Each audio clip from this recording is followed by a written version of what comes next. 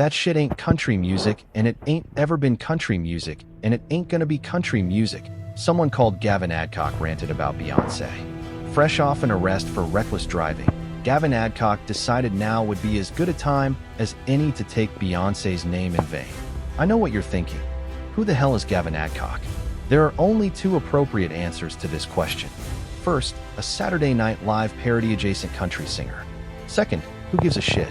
Over the weekend, Adcock thought it wise to rant about Beyoncé while on stage during a concert.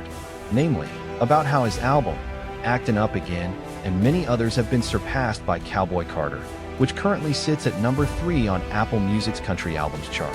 One of them's Beyoncé. You can tell her we're coming for her fucking ass, Adcock told the crowd. That shit ain't country music, and it ain't ever been country music, and it ain't gonna be country music. Haven't we been over this like a million times already? Someone give him a copy of My Black Country. On Monday, one day after the clip went viral, Adcock did what all men inevitably do, made the situation worse by attempting to explain himself. On his Instagram stories, he posted a video of himself pacing around his patchy lawn and launching into another rant. "I'ma go ahead and clear this up," Adcock began.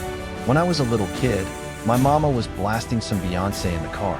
I've heard a ton of Beyoncé songs, and I actually remember her Super Bowl halftime show being pretty kick-ass back in the day.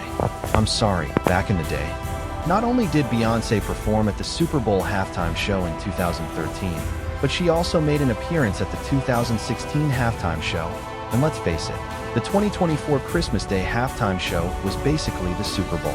Anyway, back to Adcock's scintillating commentary on country music. But I really don't believe her album should be labeled as country music.